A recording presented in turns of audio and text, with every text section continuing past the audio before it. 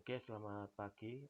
Pagi ini saya lanjutkan untuk minggu kesekian ya. Jadi masuk ke workshop finance. Sebelum masuk ke workshop finance, saya mengingatkan untuk timeline kita menuju UAS. Jadi seperti di presentasi bahwa jadi hari ini kita masuk ke workshop finance ya tanggal 3 Desember. Setelah hari ini berarti masing-masing tim sudah bisa melakukan pekerjaan finance di Odoo database kelompoknya masing-masing ya, sekaligus mengupdate bisnis blueprintnya. Nah, minggu depan ya kita sudah mulai masuk ke minggu depan tanggal 10 Desember kita sudah masuk ke workshop UAT untuk key user training. Jadi nanti setiap kelompok di sana kita akan melakukan simulasi. Ya, simulasinya tentunya sudah kita prepare ya. Kita punya dokumennya, jadi dimulai dari siklus satu cycle dari penjualan sampai pelunasan ya. Kalau kita lihat di presentasi, dimulai dari pembuatan sales order, kemudian pembelian bahan baku, produksi, kemudian pembuatan surat jalan, invoice sampai pelunasan ya. Untuk template dokumen UAT ada di OLS. Jadi tiap minggu depan masing-masing kelompok maju ya. Jadi tentunya pekerjaan Anda di Odoo sudah 99% atau 90% ya. Jadi sudah men-setting kebutuhan dari modul sebelum UTS yaitu sales tentunya ya, kemudian supply chain dan finance. Jadi kalau belum selesai tentunya tidak bisa mensimulasikan minggu depan dengan baik. Ya, kemudian nanti kita lihat dokumennya. Intinya besok minggu depan kan maju. Nah, supaya memperingkas simulasi, mohon disiapkan terlebih dahulu master data yang akan dipakai ya. Jangan ketika mau maju baru master datanya nggak siap ya. Jadi master datanya disiapkan dulu baru simulasi ya. Jadi untuk mempersingkat waktu, semua kelompok maju nanti akan saya informasikan urutan siapa yang maju duluan.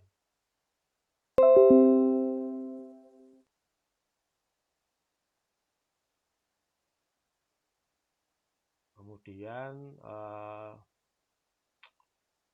minggu depannya ya itu sudah kita masuk ke tanggal 17 Desember ya. Sebelum liburan kita demo UAS setiap kelompok ya. Jadi ini mohon perhatian bagi kelompok-kelompok yang lain karena saya lihat database Odoo-nya per hari ini masih sepertinya belum banyak progres ya. Jadi 2 minggu yang tersisa ini tentunya sangat menentukan nilai database Odoo, nilai untuk database Odoo Anda ya. Jadi sangat tergantung dengan kerjasama tim ya, karena kalian kelihatannya tidak mencicil ya.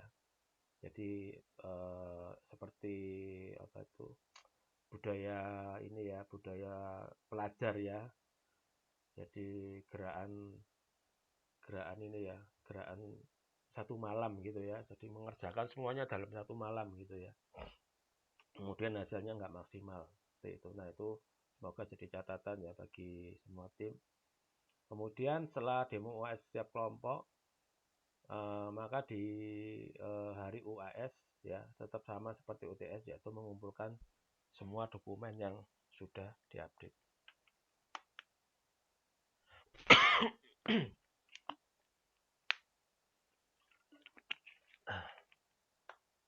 Oke, mungkin dari sini ada pertanyaan dulu dari yang hadir.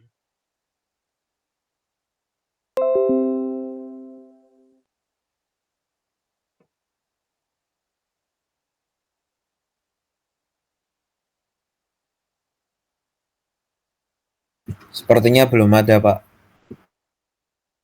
Oke, kita lanjut kalau gitu ya. Terima kasih.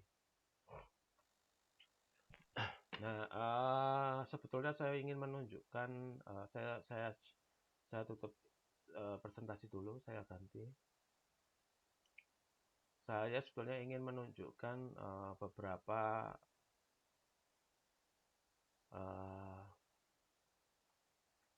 yang saya lihat ya. Yang saya lihat dari masing-masing kelompok, odonya masing-masing ya. Dari masing-masing kelompok. Nah, ini saya buka kelompok 1 ya. Saya buka kelompok 1. Kelompok 1 kalau dari purchase order bisa dilihat sendiri ya, masih gondong kosong melompong ya. Masih kosong melompong. Kemudian dari produksi apalagi ya, kita lihat.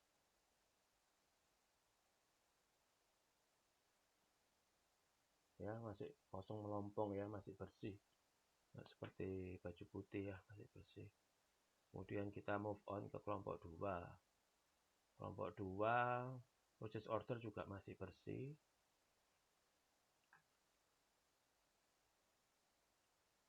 Kemudian kita masuk ke production. Ya, juga bersih ya. Adalah tinggal 2 minggu sisa. Kelompok 3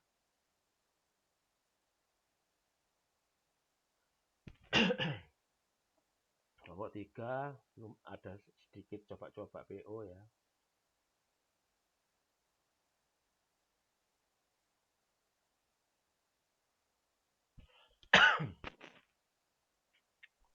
Untuk produksi juga sama, masih bersih. Untuk kelompok 4 PO-nya ada 7. Sudah coba 7. Kemudian untuk produksi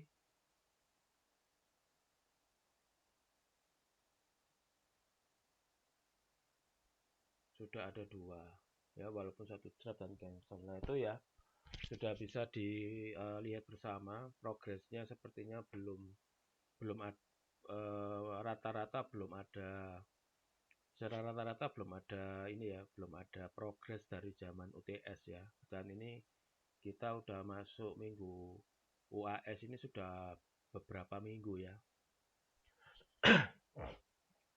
Ya, itu mungkin yang mau saya sampaikan ya. Jadi itu. Jadi dengan waktu yang terbatas, kemudian di akhir-akhir minggu ini pastinya semua mata kuliah lain juga banyak PR ya. Jadi yaitu pesan saya, kerjasama tim sangat menentukan sepertinya. Oke, kalau gitu saya masuk ke materi.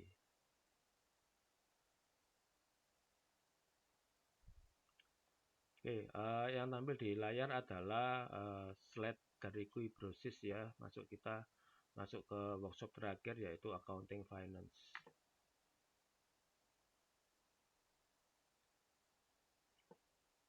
Oke, kita masuk accounting finance ya. Jadi accounting finance tentunya ada di Odoo ya. Jadi Odoo ini saya pakai yang saat ini di slide saya pakai yang versi 2 ya. Versi 12 ya. Jadi untuk sekarang yang dipakai teman-teman adalah Odoo 15 ya. Jadi seperti yang saya bilang kemarin, walaupun versinya cepat bergerak tapi beda-beda tipis ya. Dan untuk materi sepertinya lebih bagus pemaparan yang ada di book yang versi 12 ini. Oke, jadi di Odoo itu sebetulnya untuk accounting cukup langsung ya, straightforward gitu ya, nggak macem-macem ya. Jadi kalau misalkan kita lihat dari menu-menunya, dari report-reportnya itu simple ya, basic ya, basic dalam arti nggak ruwet ya. Nah, ini yang menjadi juga menarik ya, tapi juga bisa menjadi pertanyaan, kenapa kok simple gitu ya. Nah, karena pastinya setiap produk ERP ini punya segmen market ya. Nah, segmen market dari Odoo adalah untuk perusahaan kecil menengah yang tentunya nggak perlu analisa yang aneh-aneh ya. Cukup bisa mengeluarkan laporan keuangan standar itu sudah cukup ya untuk mengukur performance suatu perusahaan. Cukup dari segi yang basic aja sesuai dengan peraturan standar akuntansi sebuah negara. Ya, nggak perlu macam-macam report ini, itu, dan sebagainya. Ya, jadi ini yang ditawarkan Odoo adalah straightforward ya. Nah, kita lihat fitur-fitur apa yang ada di Odoo. Ya, jadi Odoo bisa memanage untuk berikut ini. Pertama, menganut double entry bookkeeping ya. Jadi ini adalah mengikuti standar akuntansi di mana kalau rekan-rekan sudah pernah ikut sistem informasi akuntansi, bahwa untuk pencatatan transaksi maka langsung setiap transaksi di sistem ya Odoo itu akan membuat otomatis namanya journal entry ya dan utilize double entry bookkeeping system. Maksudnya double entry adalah selalu ada 2 line minimal ya.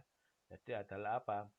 Satu sisi debit dan satu sisi kredit ya. Jadi ini standar dari standar akuntansi ya. Kemudian accrual dan basis method ya. Jadi di Odoo itu memiliki 2 pilihan ya. Bisa mendukung untuk metode accrual dan cash basis ya. Jadi di dalam praktek di lapangan itu dianut 2 metode ini ya, accrual dan cash basis.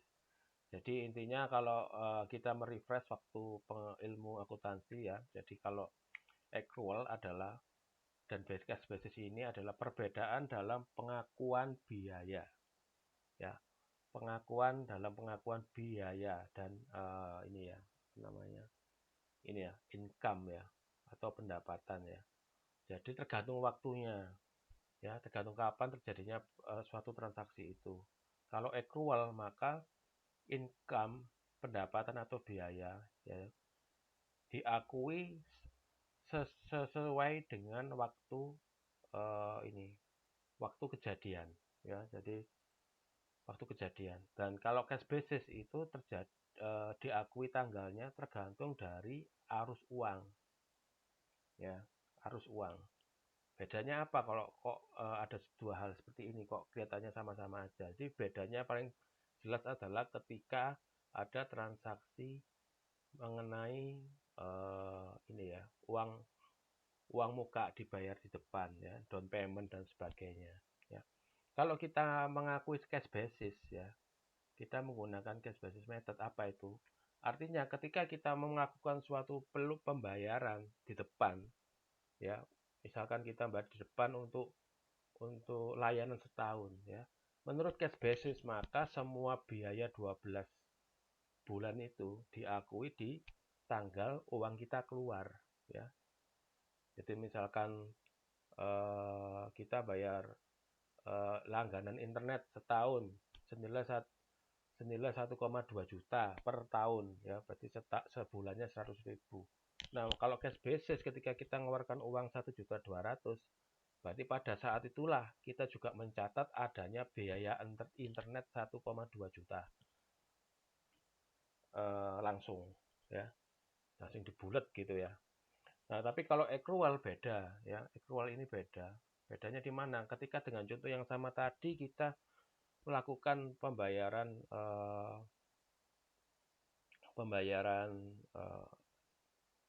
internet selama setahun ya, 1,2 juta tadi, maka apa?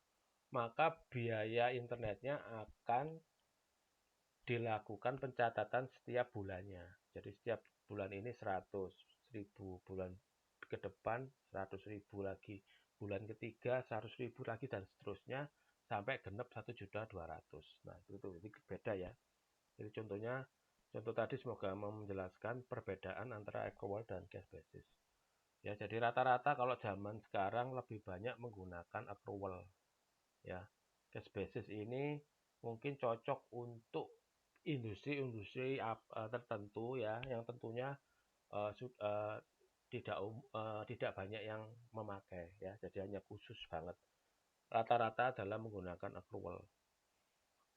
Kemudian multi companies di Odoo kita bisa men-setting untuk beberapa perusahaan di dalam satu sistem ya. Jadi semua disimpan dalam database. Nanti kita bisa lihat di mana sih tempat untuk multi company, atau dari teman-teman malah sudah men-setup saat ini bahwa ada beberapa company yang bisa didaftarkan dalam database yang sama. Nah, setiap organisasi ya nanti dimungkinkan memiliki kode perkiraan ya, atau chart of account masing-masing dan aturannya ya. Kemudian bisa juga dijadikan menjadi konsolidasi report ya. Jadi antar company itu datanya kita summary, kita naikkan ke atas ya. Jadi masing-masing company masing-masing punya laporan, tetapi secara konsul atau di atasnya ya, atau kita seringkali sebut summary lah, pokoknya disammarikan semua company ini kita summarikan. Nah, itu namanya konsolidasi report. Kemudian multi currency, pastinya database ERP sekarang harus bisa ini ya, karena saat ini batasan antar negara itu sudah borderless ya, tidak ada lagi sulit, tidak ada lagi yang namanya dipersulit ya. Kita membeli barang keluar dengan mata uang asing, kemudian kita impor, kita ekspor. Nah, itu semuanya sekarang semua jadi lebih mudah, sudah lebih mudah. Jadi aplikasi ERP ini harus mendukung multi currency ya. Nah, nanti tentunya harus di maintain adalah apa? Nilai tukarnya masing-masing mata uang terhadap default currency dalam suatu organisasi. Ya, jadi company kita, kalau kita bikin suatu company, tentunya kita harus men-set company ini defaultnya pakai currency apa ya, karena itu nanti default ini akan berhubungan dengan report yang dihasilkan. Jadi sejauh ini di Indonesia mensyaratkan laporan keuangannya adalah dalam mata uang IDR ya, dan bahasanya dalam bahasa Indonesia. Nah, oleh sebab itu default currency organisasi atau company yang di sistem kita umumnya adalah dalam mata uang IDR. Ya, international standard. Jadi di sini disampaikan ini agak lama ya. Ini sudah lebih dari 50 negara ya. Tentunya sekarang lebih lagi ya. Jadi bisa mengcapture kebutuhan-kebutuhan terhadap standar internasional dari beberapa negara terkait dengan finance-nya. Kemudian juga ada fitur account receivable dan payable ya, piutang dagang dan hutang dagang. Ya, kemudian ada beberapa report di sini disampaikan terkait budget juga ya, kita bisa memberikan budget, meliputi kita bisa ada report tentang performance report ya, profit loss dan budget varian ya di dalam Odoo. Nanti kita cek. Kemudian position report, misalkan balance sheet kita ya, neraca kita berapa, kemudian umur hutang kita berapa, umur piutang berapa ya. Jadi report aging ini ya, atau umur ini sangat diperlukan untuk setiap perusahaan ya, karena untuk perencanaan. Jadi kapan hutang saya yang jatuh tempo 30 hari lagi, jatuh tempo 60 hari lagi. Nah, itu ditampilkan dalam report aging ya. Ini gunanya untuk apa? Untuk mengschedulkan cash flow ya, antara umur piutang sebagai arus uang masuk ya, rencana uang masuk, dan aging hutang, yaitu schedule untuk uang yang harus kita keluarkan untuk membayar hutang. Nah, cash in cash out ini yang cash flow ya, kalau kita ngomong cash flow, aliran cash itu dan strateginya ya akan ditentukan juga dari aging ini ya, perencanaan terhadap rencana cash in dan rencana cash out kita. Kemudian ada cash report, jadi terkait laporan kas dalam program ya dari perusahaan sendiri. Ya, cash report di sini kalau termasuk bank ya, jadi kita bisa lihat Kemudian detail report macam-macam, ada trial balance dan general ledger juga bisa dibaca, manajemen juga ya. Nah, kemudian fitur yang cukup menarik adalah import bank secara otomatis ya. Eh, jadi kalau sekarang yang kita sering lakukan ya, banyak ERP itu yang nggak kekinian itu tidak bisa otomatis sinkronisasi dengan rekening koran dari bank ya. Jadi harus kita proses secara manual ya. Jadi uang di bank itu kan diakui menurut rekening koran ya. Jadi catatan dari sistem yang ada di sistem itu harus di-compare dengan apa-apa yang diakui di bank. Ya, kita ngomongnya rekonsiliasi. Ya, jadi nanti kalau di Odoo yang sekarang itu kita bisa mengimport rekening koran itu secara otomatis. Ya, jadi kita bisa sinkronkan, kita daftarkan, kita add bank, kemudian kita masukkan bank apa yang eh, kita mau apa namanya otomatiskan ya. Nah, nanti setiap periodik tertentu maka sistem kita akan menarik rekening koran itu ya. Ketika rekening koran itu tarik, keluar datanya. Nah, nanti kita tinggal cocokkan secara otomatis. Odoo bisa membantu untuk otomatis antara rekening koran hasil downloadan tadi dengan line-line item dari sistem kita. Nah, itu akan dicocokkan. Ya, kalau ada yang match cocok, maka otomatis rekonsil. Jadi nggak ada orang lagi yang nyocok-nyocokin lagi. Ya, contohnya gini, mungkin supaya ada gambaran. Misalkan dari rekening koran kita ada di hari ini ada mutasi transaksi, ada uang masuk yaitu pelunasan piutang dari customer A senilai 5 juta, ya kan? Kemudian ternyata di sistem kita juga mencatat karena si eh, si apa si customer A juga memberikan bukti pelunasan yaitu sebesar 5 juta yaitu setor ke bank X gitu ya. Nah, kita enter di sistem ya kan. Untuk pelunasannya kita enter di sistem. Nah, kemudian berapa jam kemudian kita tarik sinkron dari bank, ternyata ada rekening korannya sama. Oh, ada transaksi pelunasan dari uh, customer A ya sebesar 5 juta. Nah, otomatis ketika disinkronkan, maka apa entry yang kita isi di sistem dan yang dari bank ini akan matching ya sehingga klop. Jadi antara kita dengan bank itu satu satu data sama. Nah, seperti itu ya. Kenapa kok seperti itu, Pak? Kok nggak langsung pembayarannya itu kita nggak usah nginput terus ujuk-ujuk terima dari bank ya. Dari rekening bank kita langsung aja lunaskan piutang karyawan itu, piutang customer itu. Bisa juga seperti itu ya. Tergantung teknologi apa kerjasama yang dikerjakan antara kita dengan bank ya.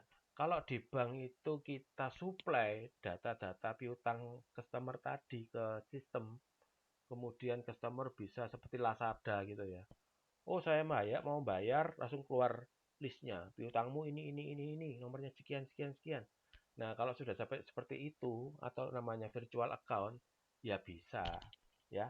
Kita nggak usah nginput apa-apa, nunggu aja tuh pelunas rekening koran dari bank.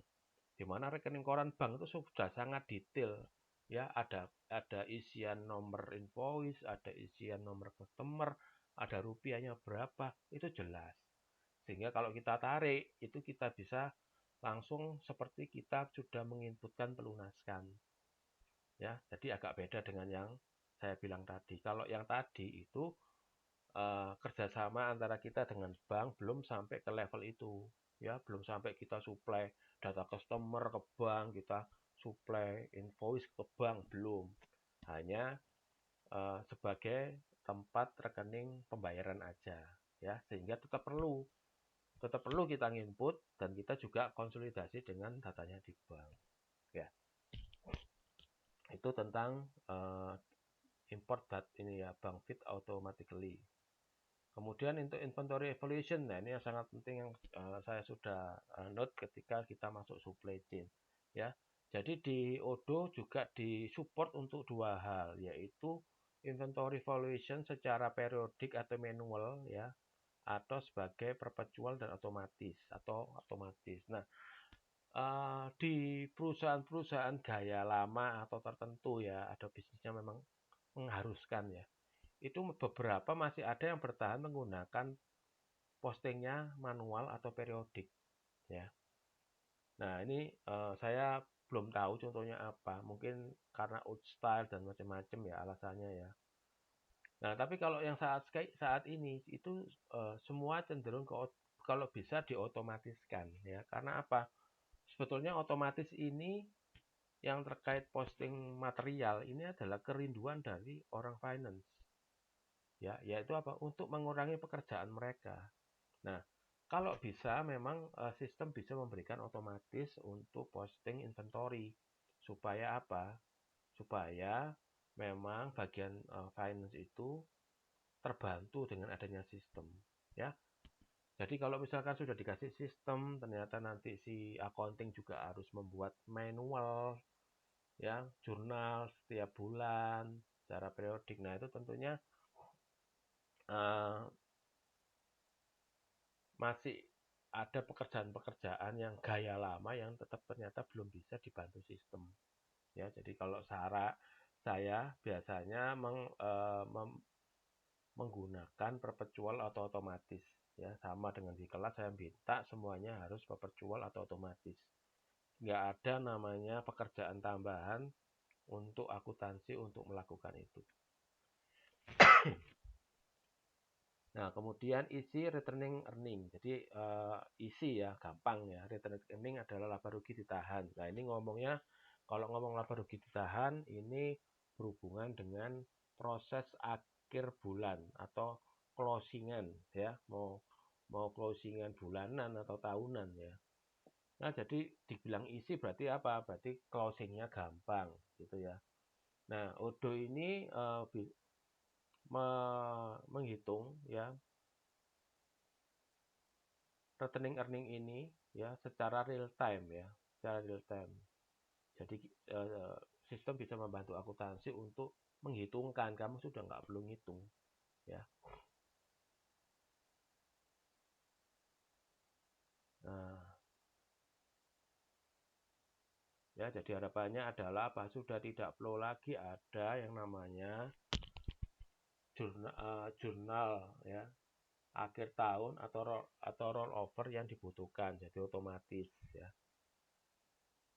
Nah, ini sekarang kita mau masuk sedikit mulai langkah-langkah konfigurasi. Jadi ini sebetulnya dilakukan di awal sekali, ya.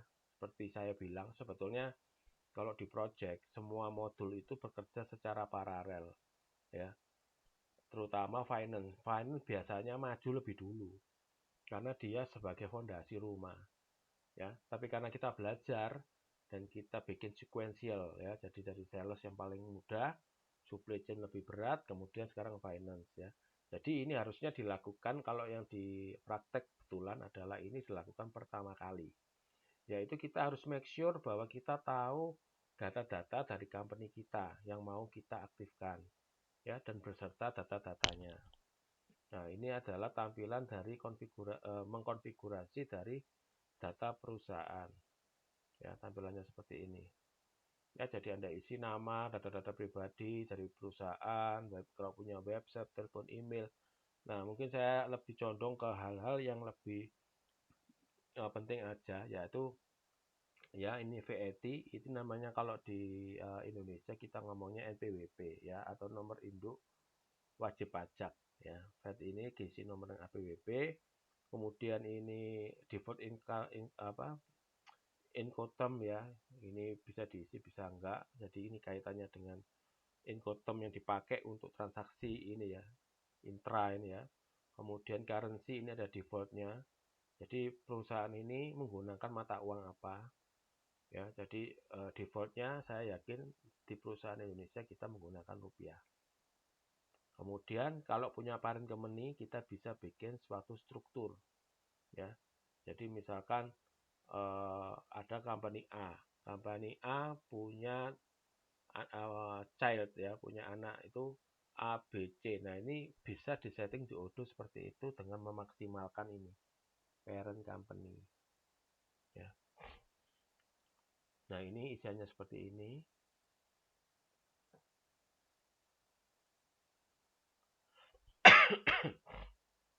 Nah, kemudian di sebelahnya kita lihat ada information general tab ya. Kita klik ini ya. Nah, ini kaitannya dengan proses-proses intercompany. Ya, jadi ada transaksi antar company. Ya, jadi dalam Odoo tadi disebutkan bahwa ERP ini mendukung untuk multi company, ya, multi company, lebih dari satu company. Nah, oleh sebab itu, maka dimungkinkan ada yang namanya transaksi intercompany. Ya, jadi apa? Antar company ini melakukan suatu proses dagang atau transaksi bisnis. Nah, di sini Odoo memberi suatu tambahan fitur terkait intercompany. Ya, jadi misalkan kayak tadi ya, kita punya company apa, misalkan company parent, kemudian di dalamnya ada company ABC. Nah, A dan B bisa bertransaksi ya, A dan C bisa bertransaksi. Nah, ini bisa jadi transaksi itu banyak, maka perlu dibantu otomatisasi. Nah, di sini Odoo menampilkan dua opsi. Apakah kita mau sinkronisasikan dari sisi sales dan PO, atau opsi kedua kita mensinkronisasikan level invoice dan billingnya ya. Jadi kalau kita lihat sini, kita lihat nomor satu dulu, yaitu sales dan purchase. Berarti apa? Antara company A dan B ini ada yang melakukan sebagai sisi sales, di satunya adalah pasangannya melakukan sisi purchase order. Contohnya nih, company A membeli barang dari company B, ya. Company A membeli barang dari B. Nah, untuk transaksi ini maka triggernya dimulai dari apa? Dari purchase order. Company A bikin purchase order pembelian ke B. Nah, seperti itu ya. Nah, purchase order dibuat oleh A ya, kemudian disimpan. Ya, kemudian disimpan. Nah, yang dimaksud di sini adalah synchronize sales dan purchase order. Ketika company A menyimpan namanya purchase order, maka secara otomatis company B itu menginputkan otomatis sales order otomatis. Ya, jadi nggak perlu lagi nunggu purchase order dari A. Ya, secara digital itu orang-orang di company B tahu, oh company A ini order. Sistem langsung respon dengan membuatkan langsung sales order. Nah, jadi orang-orang dari company B itu tinggal lihat di sistem, oh ada sales order nih otomatis. Nah, dia akan memfollow up berikut-berikutnya, pengiriman barangnya, invoice-nya akan dilanjutkan ya. Tapi sisi pembuatan SO-nya sudah otomatis. Ya, dan juga sebaliknya jika company B membeli barang dari company A, ya. Maka apa? Company B membuat purchase order, ya kan? Membuat purchase order, kemudian di-save. Nah, secara otomatis company A terbentuklah SO secara otomatis. Nah, nanti orang-orang di company A akan memfollow up dari sales order itu, ya. Nah, pertanyaannya gini, loh Pak, kok masih perlu bikin purchase order manual, Pak? Di masing-masing company A atau company B. Nah, itu ilustrasi aja ya. Coba bayangkan kalau PO ini juga ternyata di-trigger oleh sistem yang pernah kita coba sebelumnya di supply chain ya. Karena ada pemasangan sistem safety stock macam-macam, ternyata men-trigger PO otomatis. Ya, PO-nya sudah otomatis, SO-nya sudah otomatis. Wah, itu lebih benar-benar memaksimalkan fitur sistem ya. Itu sudah mengurangi banyak effort orang untuk membuat planning manual, mengeksekusi manual, itu sudah sangat berkurang ya. Nah, ke depan pastinya hal ini lebih menarik lagi otomatisasi ini ya. Apalagi kalau di ERP yang lebih jago lagi, sinkronnya itu sudah nggak melee antara ini ya, antara SO dan PO atau yang ini. Semuanya ya, dari PO sampai bill otomatis by system. Dari sisi penjual SO sampai invoice by system ya. Tengah-tengahnya ada surat jalan. Di tengah-tengah ada penerimaan barang. Itu sudah bisa otomatis karena apa? Karena uh, tinggal sistem mempropos kapan harus kirim, nanti orang di distribusi akan mengirimkan barang ya. Nanti dari sisi yang menerima barang datang langsung men-trigger namanya pembuatan penerimaan barang. Jadi seperti itu. Nah, di Odoo baru 2 opsi ini. Nah, kalau opsi kedua ini kebalikannya. Jadi SOPO-nya itu kita buat tetap manual semua. Tapi ketika sisi penjual menerbitkan invoice, maka di sisi pembeli akan otomatis terbentuk namanya billing. Ya, jadi beda titik di mana terjadinya proses otomatisasi dokumennya. Ya, jadi di sini ada settingannya ya nanti macam-macam nanti bisa dilihat, tapi intinya di sini settingannya adalah untuk memfasilitasi namanya sinkronisasi ya. Nah, itu di set di konfigurasi ini. Nah, ini ya dijelaskan di sini ya. Synchronize sales seperti ini ceritanya ya. Pilih seperti ini. Nah, nah ketika ini hanya tampilan aja, ketika kita sudah ngeset maka statusnya done. Oke, sekarang coba kita intip di Odoo kita yang beneran ya. Ini saya switch ke Odoo demo. Tampil ya di layar mahasiswa ya, tolong konfirmasinya. Sekarang kita tampil di Odoo ini. Iya, Pak. Nah, di sini kita cek, kita masuk ke refinement. Tentunya sudah ada isinya kalau teman-teman ya. Nah, kita lihat tadi, kita masuk setting, kita langsung masuk ke accounting ya. Kita cari yang tadi namanya company. Kita ketik aja company. Nah, di sini ada manage company ya. Jadi seperti yang di slide kita sebelumnya.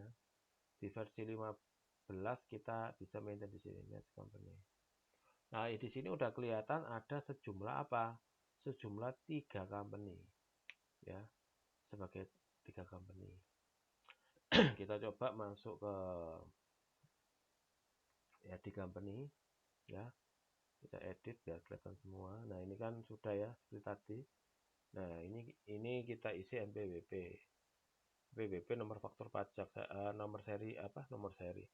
Nomor induk wajib pajak ya. Misalkan ini saya ngawur aja.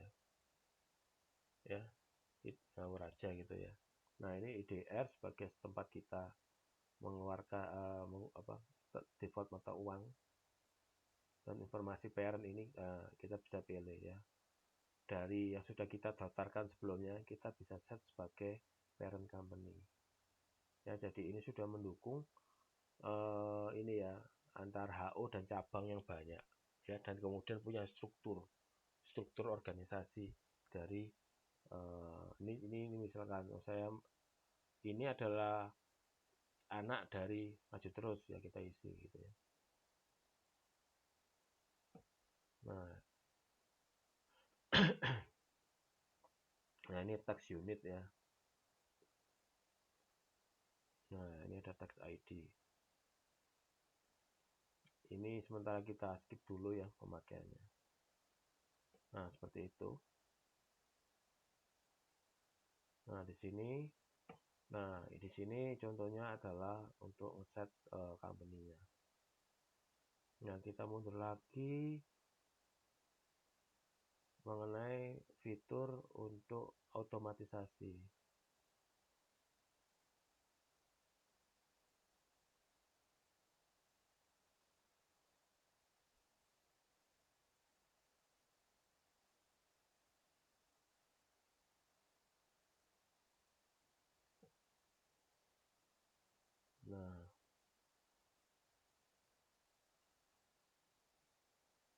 jadi menunya di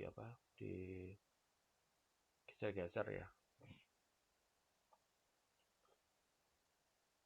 Nah, ini ada intercompany-nya ya.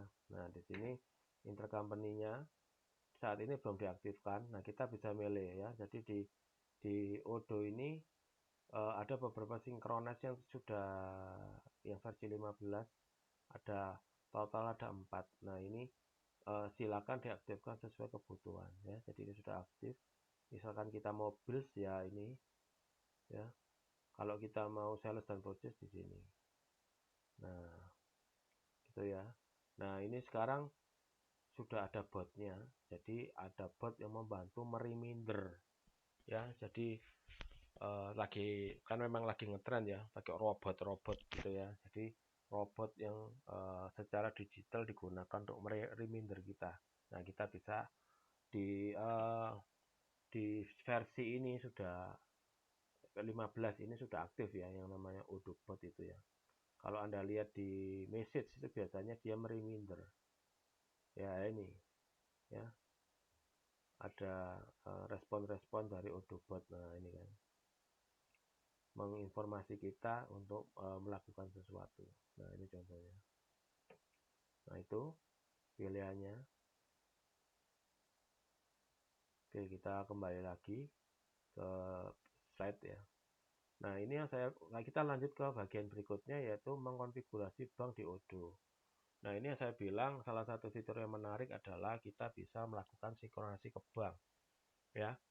Tetapi karena Odoo Anda ini adalah Odoo database untuk student, maka tidak bisa diaktifkan untuk langsung connect ya. Jadi Anda lebih baik mau coba-coba boleh, Anda kan bisa menggunakan free app Odoo ya. Selama Anda cuma mengaktifkan satu Odoo itu kan free. Anda bisa coba-coba tuh aktifkan finance aja di cloud Anda, kemudian coba tuh, ingin tahu sih rasanya bagaimana sih sinkronisasi bank otomatis itu. Nah, itu Anda cukup aktifkan modul finance, ya kan Anda aktif, Anda nggak bayar. Nah, itu Anda saya coba, Anda add bank account ke rekening bank Anda yang nilainya itu ya buat jajan ya, jangan bank yang rekening bank yang untuk serius ya. Nanti takutnya kan kita mensuplai password ya, kita mensuplai user dan password.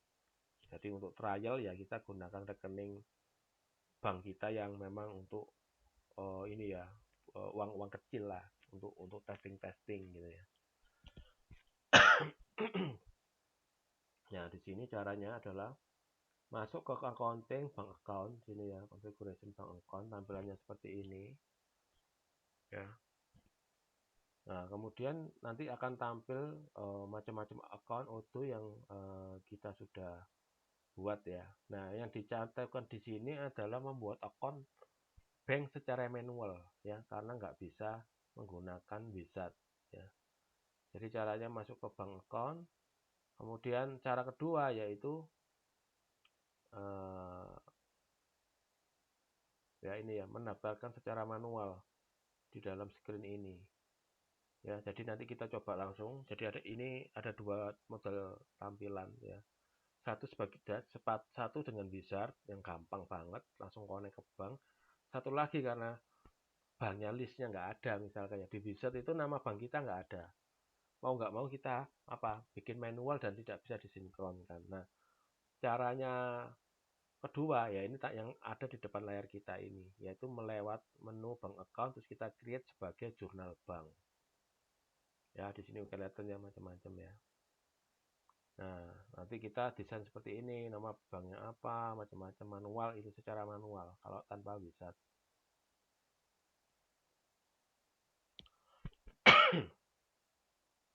Ya, di sini macam-macam ya. Bank itu nanti kita bisa batasi apakah bank itu juga bisa digunakan untuk penerimaan uang masuk ya dari customer secara manual ya, kita masukkan, atau beberapa opsi ada fixed deposit, elektronik, ada SEPA, atau for outgoing payment, atau kita sebagai uang keluar ya, kita pembayaran ke vendor, bisa manual, cek, dan SEPA. Jadi di Odoo ini kalau kita bisa terkonek dengan otomatis ya sebetulnya cukup menyenangkan. Karena apa? ketika kita seperti saya bilang tadi, ketika ada payment, sebetulnya kita bisa menarik data pelunasan dari bank itu sebagai inputan kita otomatis, ya, dengan mengaktifkan beberapa yang di bawah ini ya, ada elektronik, ada flash deposit, ada SEPA ya. Dan sebaliknya kalau kita mau bayar keluar, itu pun kita bisa otomatis. Maksudnya apa? Seringkali itu kita bikin pelunasan ke vendor ya, kita juga input di sistem, kita harus masuk kemana? Masuk ke misalkan klik BCA, misalkan buka internet banking sendiri, 2 langkah gitu ya. Nah, kalau yang namanya sudah sinkron, maka apa? Ketika kita melakukan suatu pembayaran melewat sistem kita, maka otomatis dia akan men-trigger banking kita yang di sana, di luar sana, itu juga melakukan hal yang sama, yaitu mentransferkan sekian uang kepada vendor kita. Ya, jadi nggak perlu lagi 2 langkah yang kayak tadi saya cerita. Ya mesti nginputkan pelunasan dulu ke vendor, nginput di sistem. Habis itu langkah kedua, saya masuk ke internet banking, kita inputkan nomor vendornya itu rekeningnya berapa, terus rupiahnya berapa, ya itu apa? Selain double kerjaan, juga berpotensi salah nginput, ya. Jadi apa yang kita entry di sistem sudah benar, kita bayar 5 juta, ternyata kita selip ketika internet banking, kita isi 50 juta. Kita save, kita kita send, ya bisa terjadi, ya. Maka itu otomatis ini kalau banknya udah link dengan ODO kita, apa yang kita masukkan ke dalam sistem sebagai pelunasan perintah uang keluar, maka otomatis bank itu menginputkan transaksi otomatis, yaitu mengeluarkan uang kita senilai yang kita input di sistem ERP. Nah, itu tentunya sangat memudahkan, ya.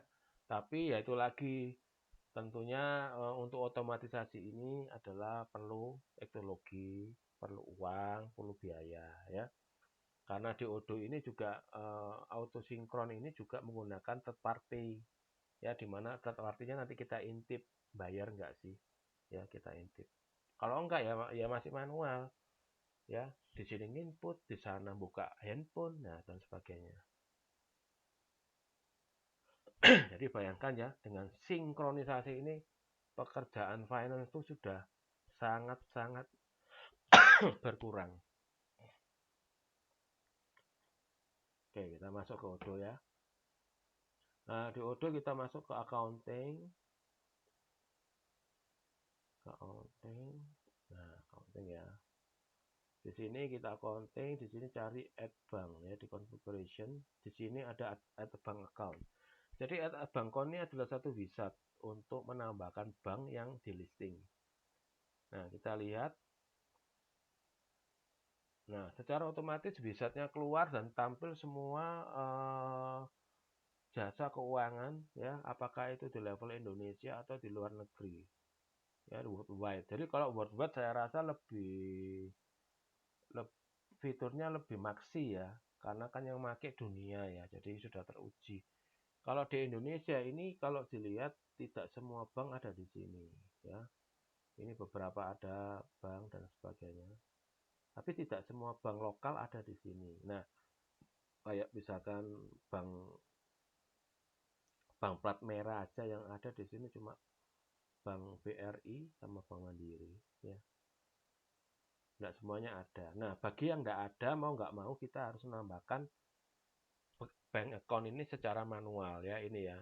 Your bank is not here, ini ya, harus created, harus lewat ini. Tapi kalau misalkan ada, misalkan kita punya ini ya. Nah, kita bisa masukkan nih, kita daftarkan apakah rekening kita ini bertipe bisnis, personal atau corporate ya. Nah, kita lihat gratis gak? Nah, ini kita harus pastikan. Ya, di sini untuk connect ke bank ini, Odoo itu menggunakan third party namanya Yodel ini ya. Kita lihat apakah ada fee. Katanya nggak ada ya, kita coba yang lain ya. Nah, yang ini sama-sama banknya, tapi satunya bank internet banking, satunya bukan. Vendor third party-nya udah beda lagi. Ya, kita coba yang lain. Ada yang kelihatan bayar nggak ini? Nah, ini ya, ada yang bayar nih. 4 euro per bulan. Ini kalau kita mengaktifkan dengan yang ini. Kalau PayPal free, nah ini ya, ada yang free, ada yang bayar, ada yang free. Nah, seperti itu. Kalau free ya tahu sendiri ya, layanannya mungkin sinkronnya agak delay, kayak nggak real time ya. Yang saya tahu, saya pernah nyoba yang free terhadap suatu bank gitu ya. Itu kok kayaknya memang ada yang agak aneh gitu menurut saya ya. Jadi sinkronnya itu agak aneh gitu ya. Nah mungkin kalau yang duit-duitan gini lebih baik bayar ya. Jadi lebih aman, lebih trust, kita juga memilih pihak ketiga itu yang bisa menjaga kerahasiaan data kita. Jangan asal main free aja ya kalau untuk transaksi keuangan.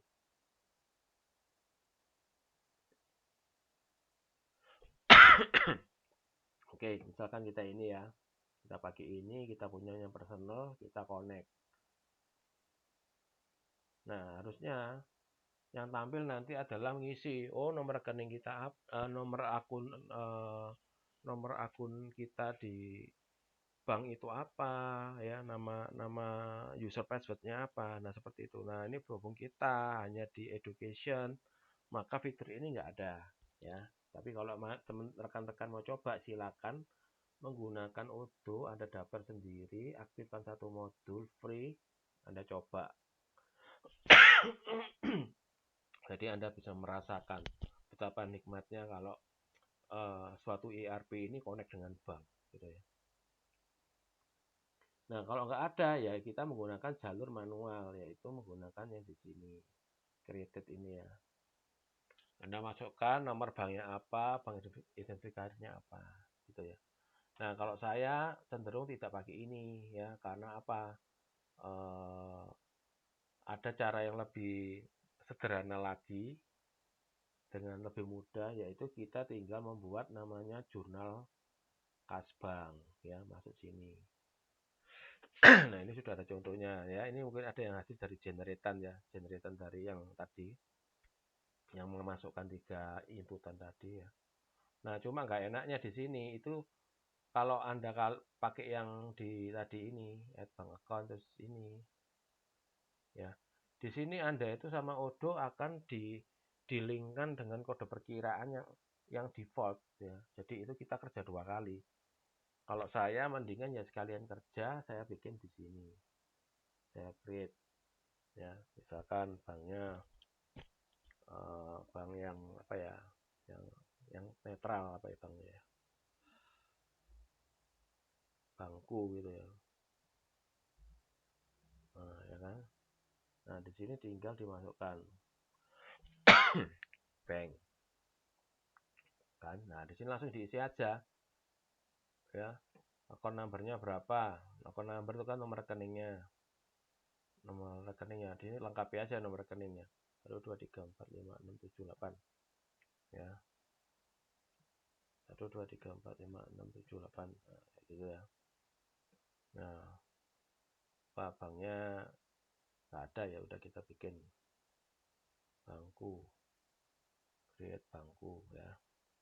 Nah ini tinggal kita pilih, ini tetap ya. Nah yang paling penting adalah untuk mencatat rekening ininya apa? Ini shortcode ini untuk nomor buktinya ya.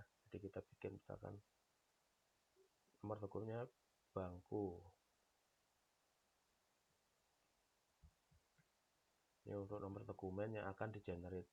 Nah, jadi kita coba ya. Wah panjangnya udah habis. Gini ya. Nah untuk incoming payment kita masukkan kemana? Ya kita isi jurnalnya di sini. Nah ini kan nggak kelihatan ya.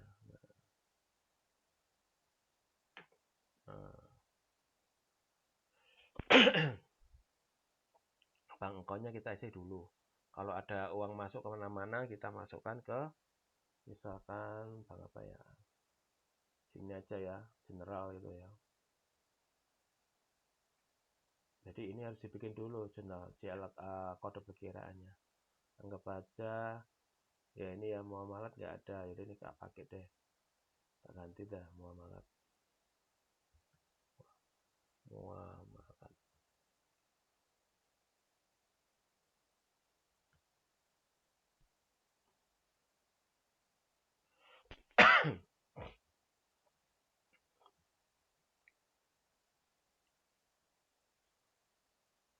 ya. Nah, incoming payment kita ini manual ya. Jadi kita masukkan ini secara manual ya, nggak ada pakai online-onlinean. Ini ada beberapa opsi ya sebetulnya ya. Kemudian outgoing juga manual, account system.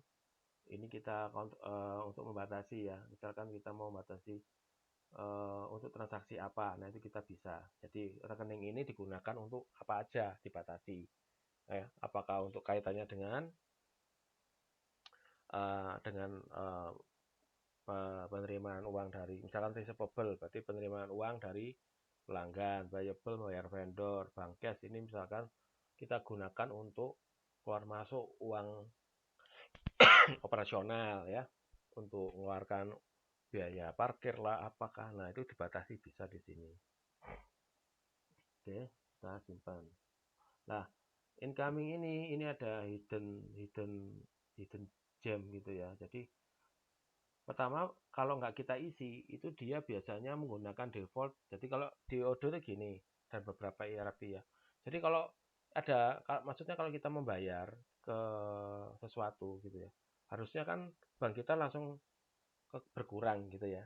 Nah tapi di Odoo atau ERP lain itu biasanya pakai akun perantara dulu ya, misalkan bank clearing kayak gitu ya, bank clearing. Jadi tidak tiba-tiba langsung motong rekening korannya. Nanti ketika ada rekonsiliasi dari bank, ya itu baru nanti dari bank clearing kita pindahkan ke bank yang sebenarnya, dikurangkan gitu ya. Nah, kita coba ya. Jadi memang agak berbelit-belitnya ini ya, outstanding ini ya. Kita masukkan bank suspend account gitu ya. Jadi belum diakui sebagai penerimaan atau pengeluaran bank, tapi dimasukkan ke rekening sementara. Ya, kita save. Selesai, sekarang kita coba bikin uang keluar.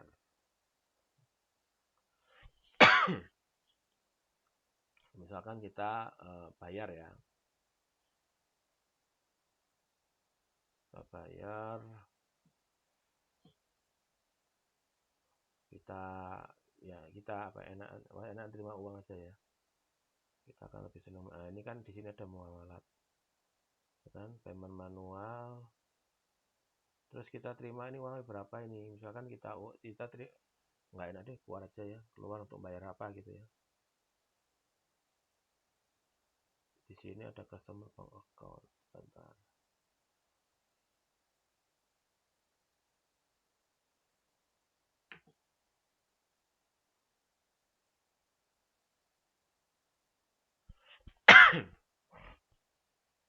Oke, kita create, kita receive ya, kita keluarin uang kita dari muamalat. Ini belum ada saldo, udah keluar, kita terima dulu aja ya.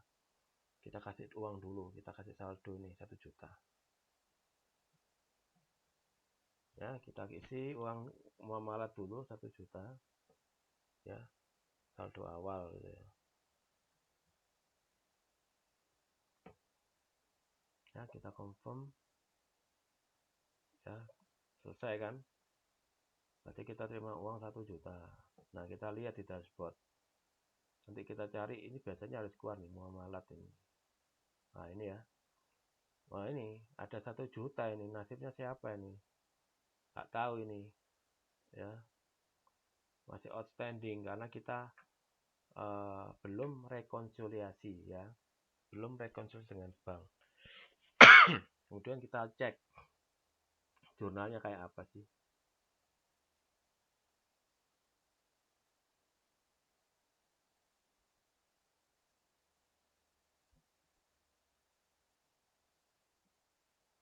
Nah, ini ya. Ya, masuk suspend ya. Masuk suspend. Nah, itu nanti ini yang harus kita betulkan. Nah, ini kayaknya salah ini. Kenapa kok receivable ya?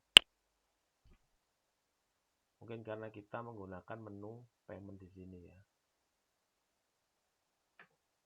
Kita cancel aja nanti daripada membingungkan.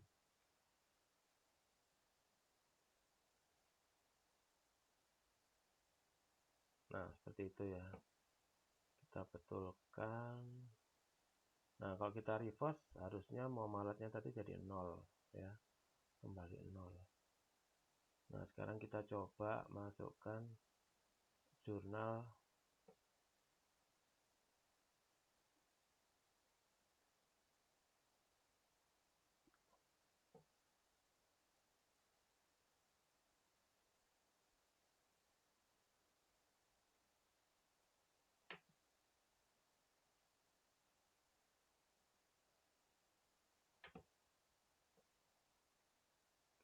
Atau kita anggap aja terima dari vendor gitu aja ya, dari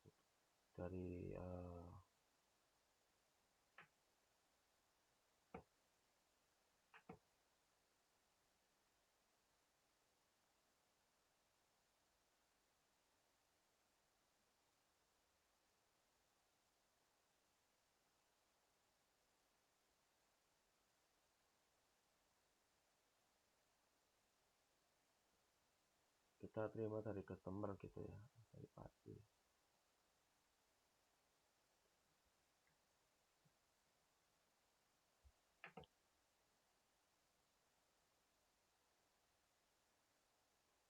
Oke, jurnalnya seperti ini ya.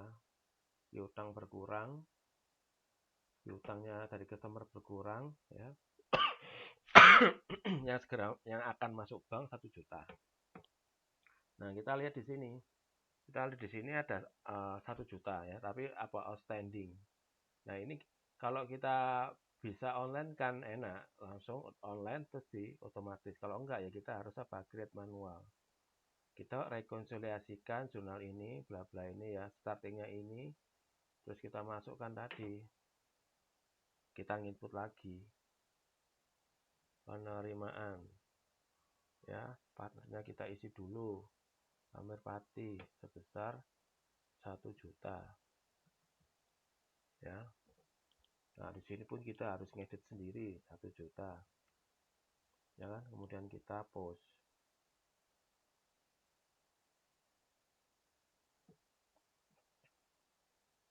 Nah, kita post. Nah, di post nanti keluar journal entries-nya, muamalat ya, menerima, bank suspend-nya beri hilang ya kan.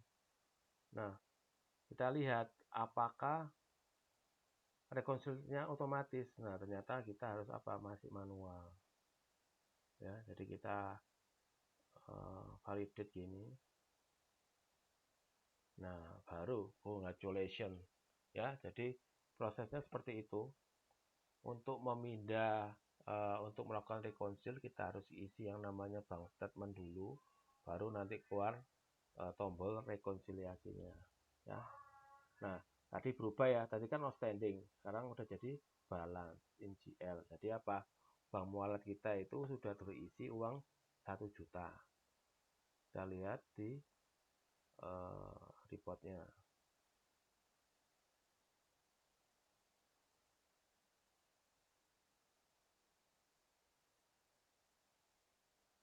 Nah, ini ya bank mualat mana ya? Nah, ini jurnal-jurnalnya bisa dilihat di sini. Nah, seperti itu ya untuk bank prosesnya. Oke, kita kembali lagi. Nah, itu terkait bank. Jadi ada proses-prosesnya seperti tadi. Nah, kemudian kita fiscal year in Odoo ya. Jadi di Odoo ini kita fiscal year digunakan untuk kita mengeset tanggal fiskal ya. Jadi setiap sistem itu ditentukan tanggal fiskalnya atau tahun keuangannya fiscal year ya, yaitu tahun keuangan, pengakuan keuangan fiskal. Nah, biasanya fiscal year ini diisi oleh yang tanggal awal tahun ya. Kemudian year end-nya adalah tanggal akhir tahun. Jadi kalau sekarang berarti opening date-nya adalah 1/1/2022, endingnya 31 Desember 2022 ya. Sebentar lagi kita ganti tahun juga ini. Nah, ini diisi. Jadi ini untuk menentukan kaitannya untuk apa? Untuk bermacam-macam report ya. Sini ya. Ya, jadi digunakan untuk menentukan reporting kaitannya dengan apa? Untuk periode suatu organisasi ya atau pemerintahan untuk tujuan pencatatan akun finance ini untuk periode kapan ya, jadi ditentukan seperti itu. Isiannya seperti ini, cukup sederhana. Ya, jadi ini juga harus diupdate setiap ganti tahun. Anda harus update. Ya, kalau Anda nggak update berarti kan program akan bingung. Anda transaksinya ini yang sedang berjalan ini tahun berapa ya, jadi mungkin ada report-report yang tidak tepat hasilnya ya, jadi ini termasuk proses akhir tahun, setiap ganti tahun ini kita harus sesuaikan.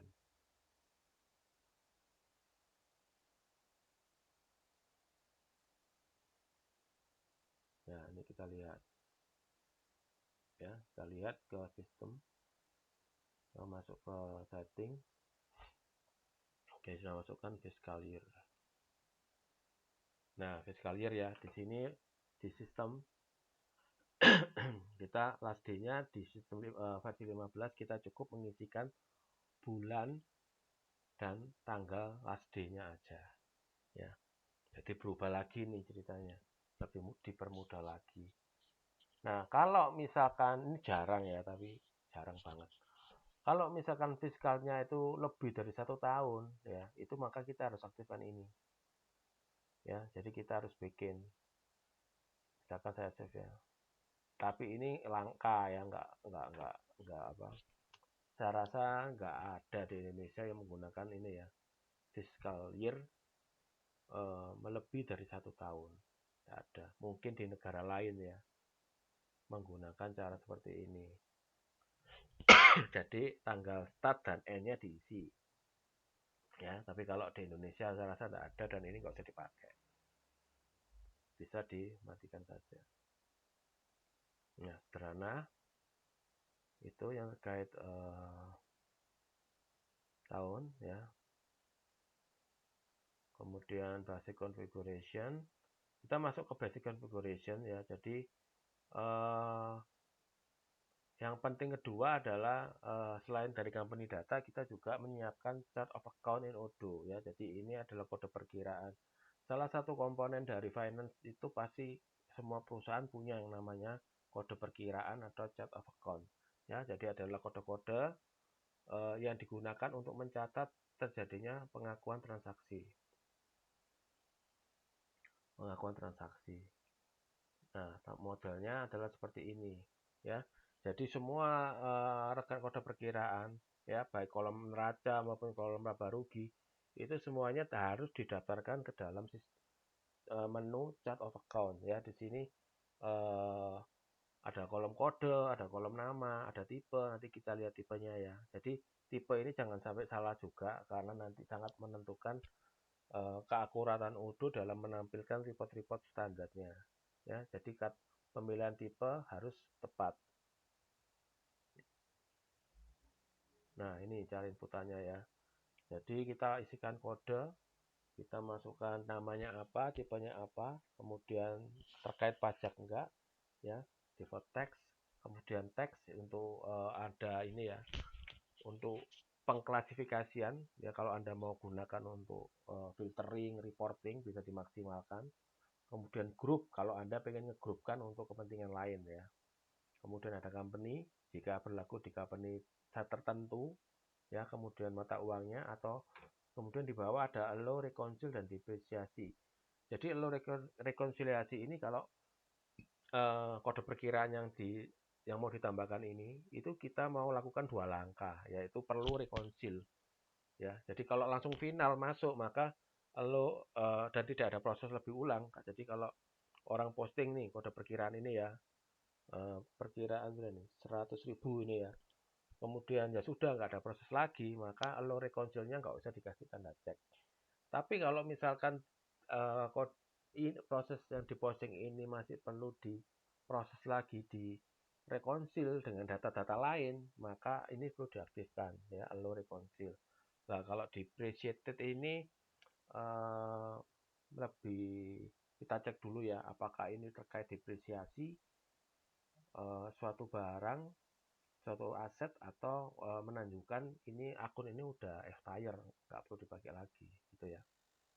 Nah, kita buka transaksi asli, masuk ke Odoo, kita lihat setting chart of account.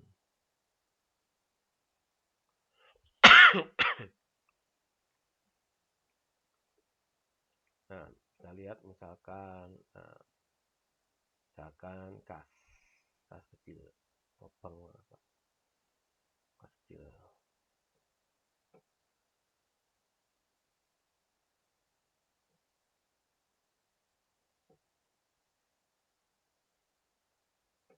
Kita setup. Nah, ini seperti ini ya. Jadi tipenya itu kita harus tentukan, jangan salah kamar ya. Jadi kalau aset pun dibagi apakah jenisnya piutang, kalau di bank kas, aktiva lancar, aktiva tidak lancar, aset lancar, aset tidak lancar, uang muka, fixed asset. Nah, ini tentukan harus dipilih ya. Apakah dia termasuk kelompok hutang ya, ada hutang kredit card, hutang lancar, hutang nggak lancar ya, atau kelompok modal, dan atau kelompok laba rugi, atau kelompok profit loss ya, ada income atau biaya. Nah, ini harus tentukan, jangan sampai salah. Nah, ini ada default tax. Kalau misalkan perlu setiap transaksi ini langsung ini ya dikasih pajak ya. Nah, ini di protect ya, apakah akun ini hanya diizinkan oleh ke salah satu jurnal, tipe jurnal tertentu, juga kita bisa sesuaikan di sini ya. Wah, canggih kan. Nah, jadi dibatasi pengecekan supaya accounting nggak salah-salah input bisa. Nah, ini depreciated, kita cek apa ini ya. Wah, nggak ada help-nya ya. Bentar. Untuk mengaktifkan help, kita ini ya, kita aktifkan dulu.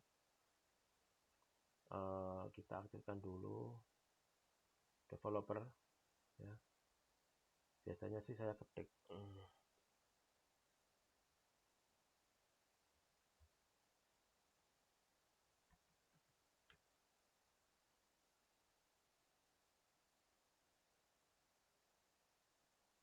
ya, bisa nyala ya. Accounting.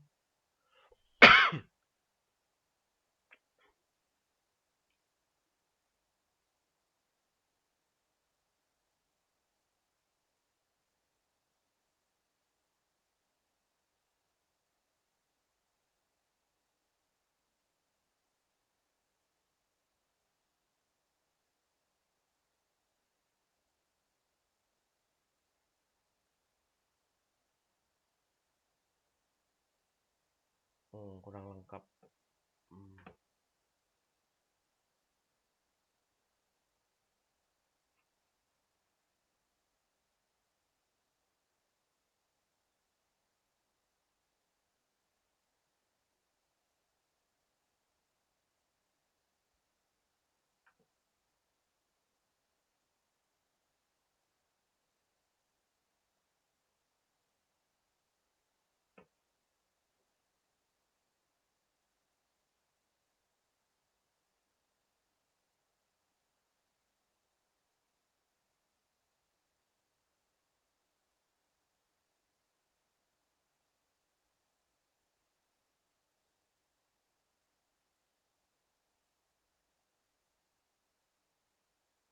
Wah, nggak ada keterangannya ya.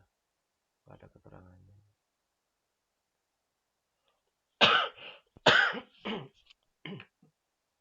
Oke, kita skip dulu ya. Kita skip saja dulu. Atau kita bisa juga lihat dari contoh, misalkan kita aset ya. Kita cari yang aset mana ya. Misalkan ini bangunan atau enggak ya.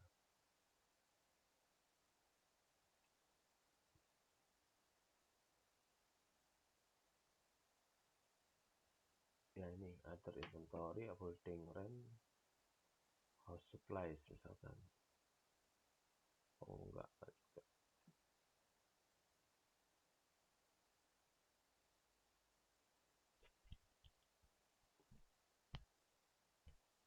Nah, enggak. Berarti kemungkinan itu adalah menunjukkan ini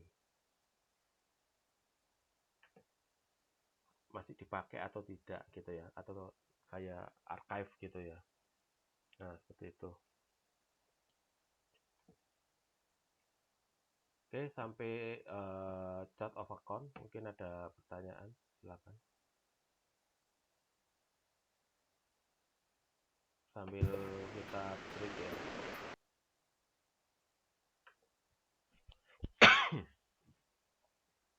Oke, sekarang teks. Teks kayaknya kemarin udah pernah dicoba ya sama teman-teman ya.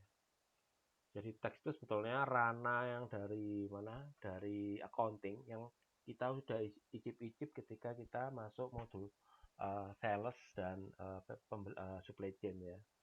Jadi nggak apa-apa, kita refresh saja. Jadi di sini kita daftarkan di Odoo segala macam jenis teks kita yang dipakai, yang digunakan dalam negara dan dipakai kita ya. Apakah itu PPN, PPH, macam-macam ya, PPH 21, macam-macam itu kita harus masukkan ya. Jadi saya refresh saja ya. Jadi inputannya sederhana, nama teksnya apa, apakah pajak itu terkait skopnya adalah transaksi pembelian atau penjualan, kemudian basis perhitungannya berdasarkan apa ya, berdasarkan persentase, kemudian akun untuk mencatat transaksi dari pajak itu sendiri ya. Jadi lokasinya kita set di setting, di sini ada taxes ya. Nah, ini udah saya dimasukkan semua macam-macam ya, karena sarang PPN 11%, contohnya seperti ini. Jadi untuk PPN penjualan ya, supaya nggak bingung, biasanya saya itu suka membedakan karena di sini ada 2 PPN nih. PPN 11-nya satu untuk pembelian, satu untuk penjualan ya. Nah, ini kembar-kembar semua ini. Biasanya saya bedakan namanya ya. Misalkan PPN untuk sales ya, berarti keluaran. Berarti biasanya saya isi keluaran gitu. Ya, keluar, PPN untuk keluar berarti terhadap customer ya. Nah, ini kita isi gampang sekali ya, tinggal mau berdasarkan fix ya. Indonesia nggak ada fix, berdasarkan persentase 11%. Nah, ini ada yang cukup menarik di Odoo, yang di ERP lain juga nggak ada. Jadi dia bisa menghitung juga sudah harganya all in dengan pricing ya. Jadi kenapa kok 11% ini kok nggak pakai ini? Kadang itu kita susah kalau dapat harganya itu koma-koma ya, harganya jelek, habis itu kita kenakan pajak 11%, setelah ditambah pajak angkanya jadi aneh-aneh gitu ya, ada pembulatan. Nah, terkadang Rp1 itu jadi masalah terhadap relasi. Oh, nggak mau, saya nggak mau gitu ya, nggak mau selisih rupiah, koreksi lagi lah, wong sistemnya lo nggak bisa, pembulatannya harus seperti itu. Nah, maka alternatifnya zaman sekarang adalah paling gampang adalah bahwa nilai pricing itu sudah include pajak. Nah, ya, gitu. Jadi nggak angel-angel, pokoknya jual sekian harganya itu sudah include pajak, maka ini bisa dipilih. Ya. Nah, kalau pakai metode lama, pajaknya dihitung terpisah dari harga jual, ya udah pakai ini. Ini paling sering ini, ya, dan banyak terkadang kalau harga jual kita jelek ya dengan kuantitas kita dikali, itu biasanya hasilnya itu pajaknya koma-koma ya, dan itu ruwet ruwet sama relasi yang cerewet biasanya. Nah, ini presentasinya di sini dan ini hitungan untuk perhitungannya ya. Jadi pajak 11% diambil 100% dari pajaknya, base-nya ya. Jadi pajaknya, nah ini harusnya dari 100 base ini ya. Ini keliru ini kayaknya. Coba kita cek dari contoh ya, ini ya 10% ya. Oh, juga teks ya base-nya ya. Oke. Nah, caranya seperti ini, kita bisa isi. Kalau ya, kemudian informasinya bisa dimasukkan ya jika diperlukan ya. Ini ya, ada include in price macam-macam bisa kita aktifkan.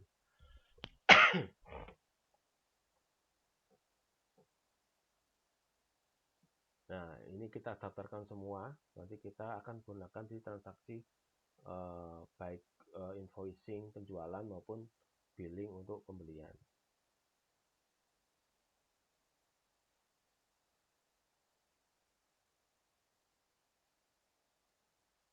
Nah, ini fiscal position ya. Fiscal position ini biasanya digunakan untuk multi company ya, dan multi currency concept. Jadi fiscal position ini digunakan untuk multi company dan multi currency ya. Jadi ini hubungannya dengan apa? Dengan yang berhubungan dengan fitur ini membantu bisnis organisasi untuk berhubungan dengan klien di luar ya, apakah itu customer atau supplier ya. Setiap perusahaannya yang terlibat itu harus bisa jadi beroperasi di negara yang berbeda. Jadi fiscal position ini digunakan kalau Anda memiliki cabang atau memiliki customer atau supplier yang di beda negara ya. Jadi kaitannya dengan pajak ya. Jadi kalian berhubungan dengan pajak secara internasional. Nah, itu kita harus aktifkan fiscal position. Namanya ya. Nama terminologinya fiscal position. Nah, caranya seperti ini. Ya, nah ini.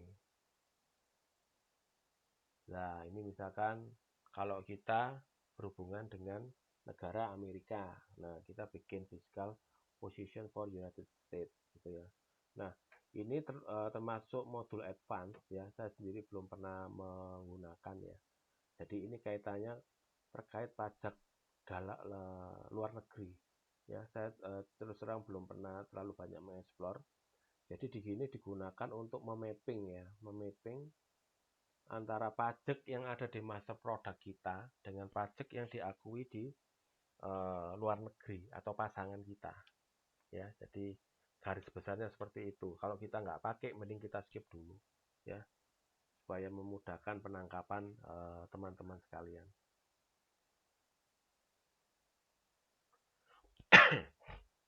Kemudian konfigurasi jurnal. Jadi jurnal-jurnal dari Odoo secara default sudah ada tipe-tipenya ya.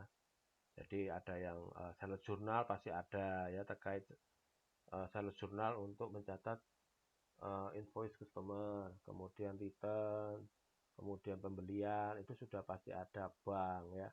Tapi kita juga bisa menambahkan tipe-tipe sendiri melalui menu ini ya. Menu ini configuration journal. Jadi Anda bisa menambahkan sesuai kebutuhan. Nah, seperti contoh tadi kita kan sudah nambah untuk bank ya. Dan itu masih bisa digunakan untuk yang lain-lain. Ya, seperti itu. Jadi kita intip aja, kita bisa create macam-macam. Nah, kita create lagi misalkan apa? Nah, ini bisa macam-macam. Kalau sales, purchase, kas bank di luar itu Anda harus bisa pilih ini ya. Misalkan jurnal lain-lain gitu ya. Kita bisa gunakan ini, shortcutnya lain gitu. Ya, kita save. Nah, dengan tipe ini berarti nanti ketika Anda memasukkan jurnal atau journal entries, nanti Anda bisa keluar pilihan jurnal lain-lain. Nah, ini ya.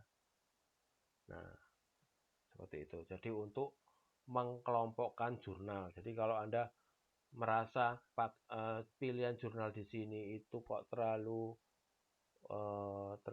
bias ya, Anda pengen lebih mudah pengelompokannya, Anda bisa bikin sebanyak mungkin di situ ya. Nggak tahu nanti kaitannya untuk reporting kah atau macam-macam, itu tergantung kebutuhan Anda. Nah, di situ caranya.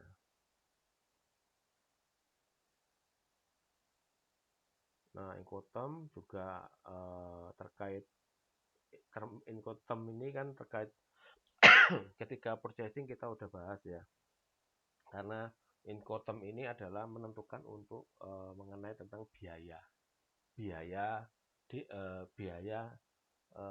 biaya distribusi. Jadi kalau misalkan barang berpindah ya, kita beli dari negara lain itu biaya distribusinya itu gede, ya gede besar. Nah, oleh sebab itu standar internasional itu sudah ada kode-kode Incoterm seperti di bawah ini itu yang menentukan sampai mana batasan eh, daripada kewajibannya, ya. Misalkan pengiriman dari Amerika ke Indonesia, ya. Dalam proses bisnis ini antara kita dengan vendor itu sampai barang ke sini itu siapa aja yang terlibat, ya. Misalkan barang dikirimkan dari Amerika sampai dermaga, itu tanggung jawabnya siapa?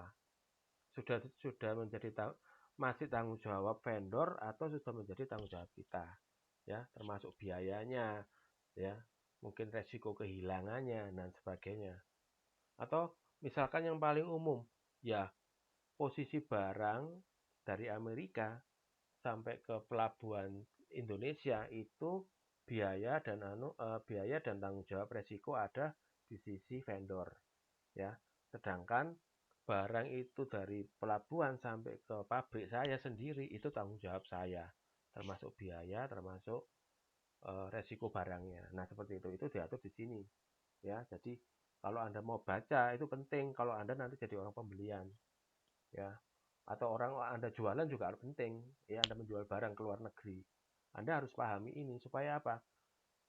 Eh, lab, Laba itu tidak tergerus gara-gara biaya-biaya ini, karena biaya-biaya ini gede, ya. Ada asuransi, ada ongkos kapal, ada ongkos bongkar, ada ongkos bea cukai. Nah, itu kalau Anda nggak paham, Anda bisa rugi karena Anda bayar dikit-dikit, bayar sendiri, dikit-dikit bayar. Makanya ini harus clear ketika terjadi adanya suatu transaksi bisnis, ya. Metode Incoterm-nya ini apa yang dipakai, nah itu harus jelas, ya. Jadi secara default Odo katanya udah mendaftarkan, ya, tinggal Anda pakai seperti ini.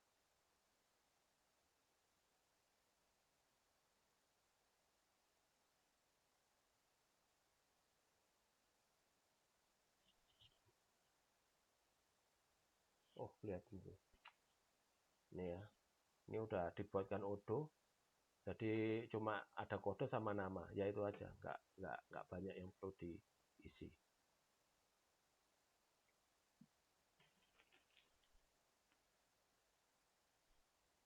Ya, payment term juga udah kemarin kita bahas kan di waktu sales, ya. Itu mengenai janji pembayaran, ya. Apakah mau 15 hari, 10 hari. Nah, itu menunya seperti ini, ya. Di configuration payment term ini juga udah kita pernah sentil seminggu-minggu sebelumnya, ya. Nah, kita define apakah jatuh temponya langsung nih, nah, immediate payment, ya, 0 hari. Atau misalkan 15 hari, jatuh temponya ada invoice 15 hari lagi boleh bayar. Nah, itu jatuh temponya 15 hari. Nah, 15 day after the invoice date. Nah, seperti itu. Ya, ini udah pernah dibahas, jadi kita agak cepat aja.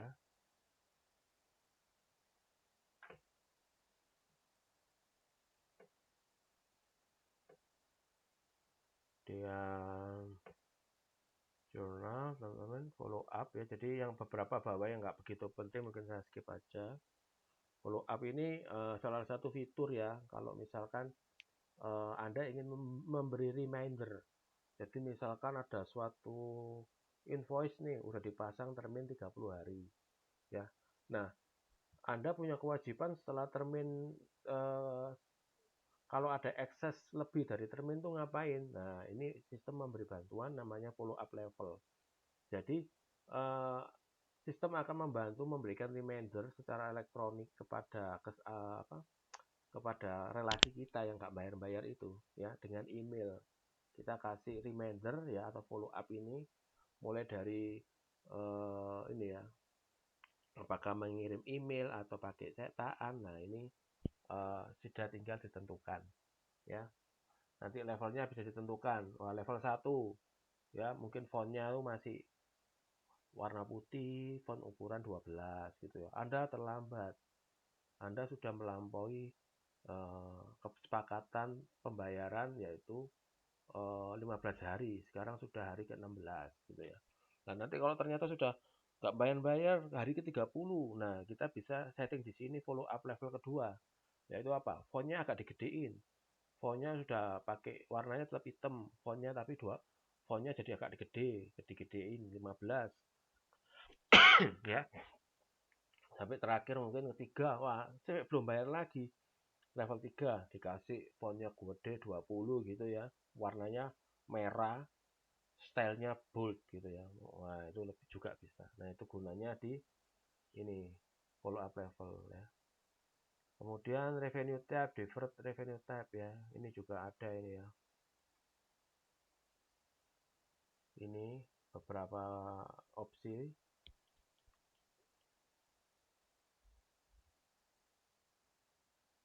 Jadi ini gunanya apa? Ini kaitan dengan ini ya, pendapatan diterima di muka itu ya. Biasanya kan kaitan dengan uang muka gitu ya.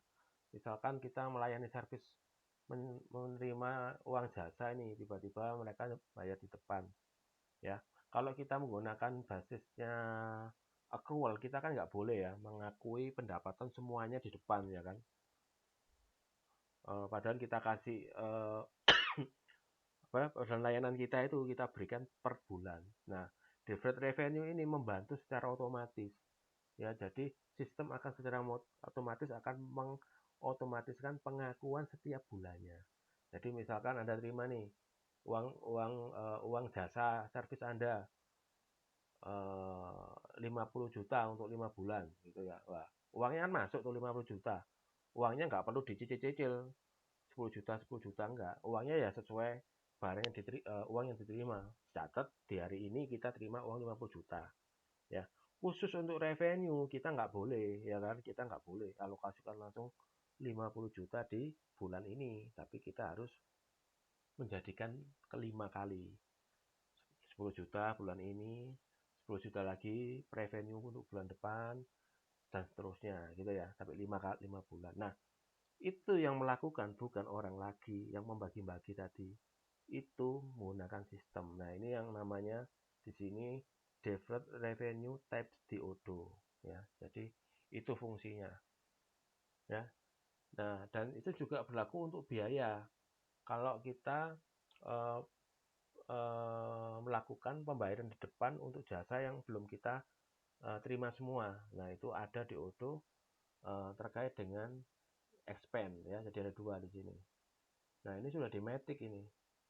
Ya, jadi yang namanya sudah nggak perlu lagi manual ingat-ingat gitu ya. Bulan ini saya alokasi revenue berapa ya, expense berapa ya, terkait down payment, terkait uang muka diterima, nggak usah, langsung Matic ya. Nah, ini kita bikin rumusnya di sini. Nah, ini udah keluar nih, misalkan revenue jasa diterima di apa tuh pendapatan jasa diterima di muka gitu ya, diterima di muka.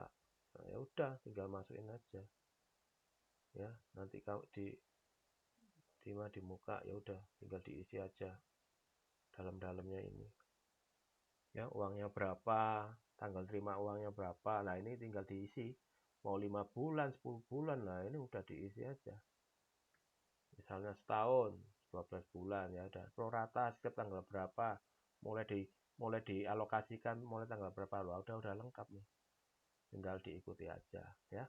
Nah, setelah ini di shift, wah langsung Matic ya, secara sistem dia akan berpikir sendiri sampai akhirnya apa, eh, yang kita inputkan ini expire, udah selesai gitu ya, sudah selesai 5 bulan nih, ya udah selesai gitu.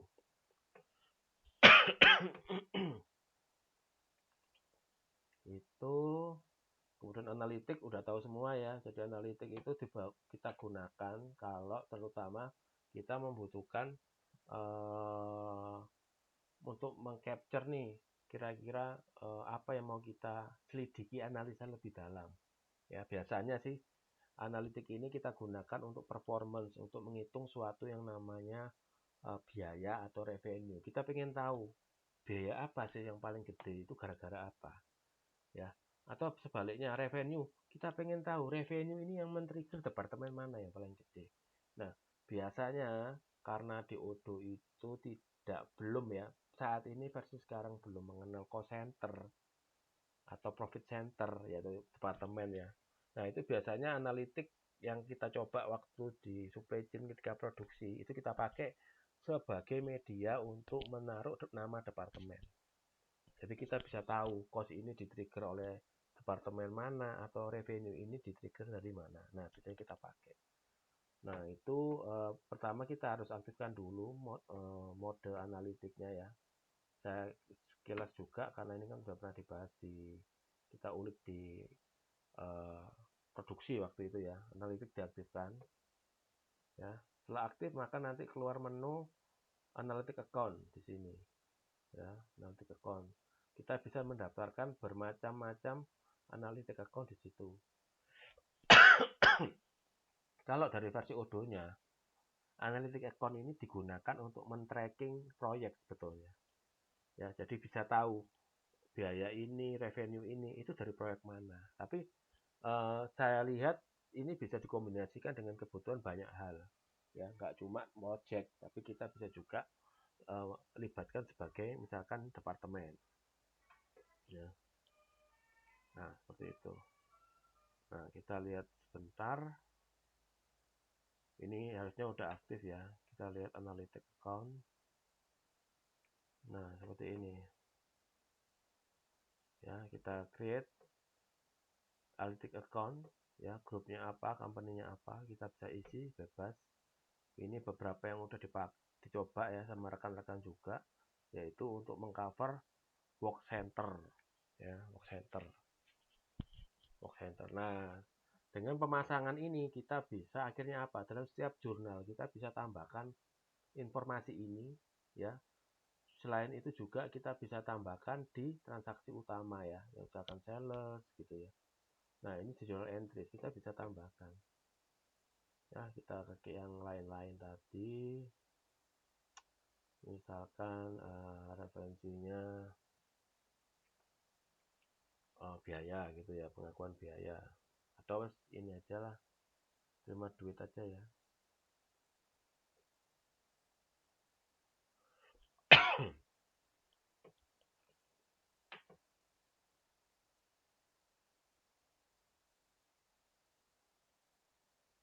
Kan BCA nih, CA ya kan, kita keluarkan misalkan 100.000 ya kan, untuk biaya apa, wah ini bahasa Inggris ya, expense, other expense gitu ya. Nah, di sini kan nggak ada analitik, kita munculin dulu. Nah, kita isi other expense, apa pelakunya ini, kita isi, oh itu loh, itu yang beli departemen itu loh. Nah, kita cek sini. Misalkan departemen research and development, jadi kita isi ya, kita save, kita post. Nah, udah, jadi kita nanti kalau di reporting kita bisa tahu.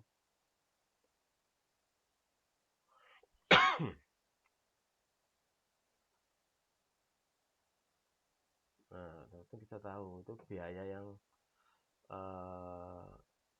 ini siapa aja ya, analis departemen riset. Nah, ini ya. Nah, saya tahu kelihatan. Nah, ini ternyata terus development nih pakai uang 100.000 seperti itu. Nah, itu gunanya untuk analytic account. Jadi kita punya cara pandang lain ya, selain jurnal akuntansi kode perkiraan, kita bisa punya sudut pandang lain berdasarkan analytic account ya. Tuh.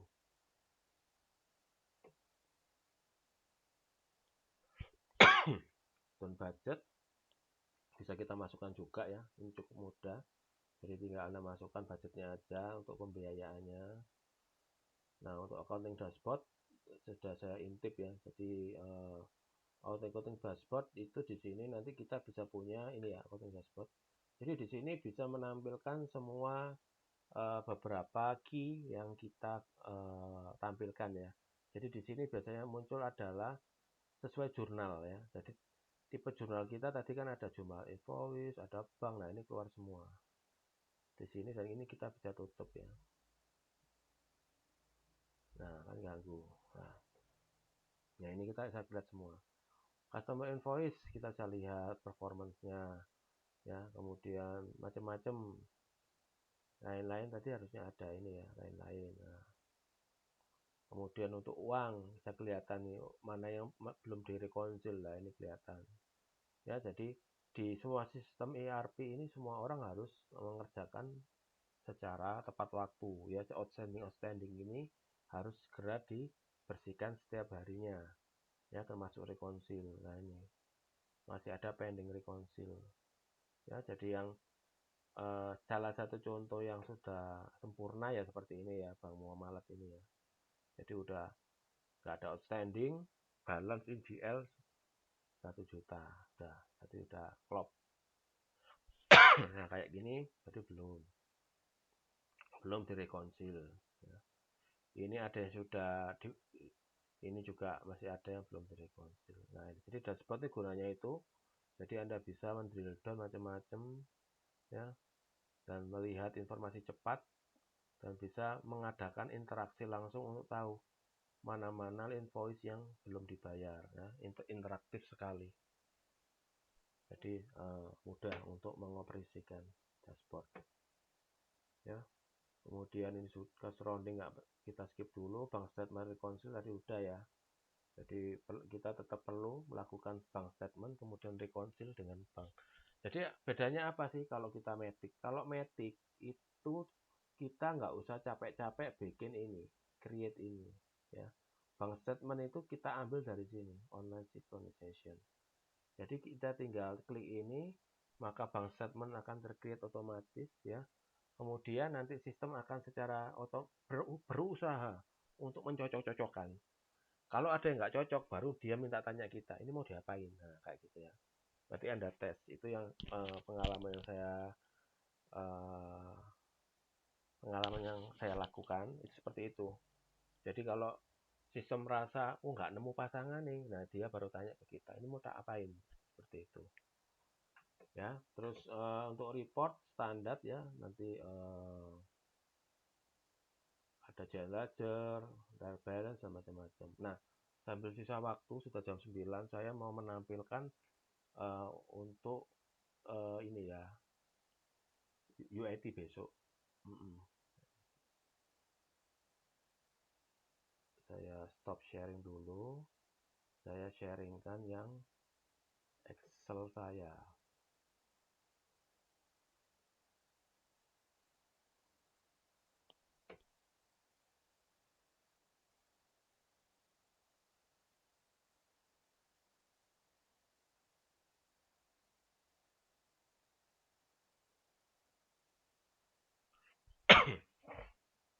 Oke, apakah sudah mulai muncul? Excel User Acceptance Test. Mohon konfirmasinya. Sudah muncul? Muncul, Pak. Oke, makasih.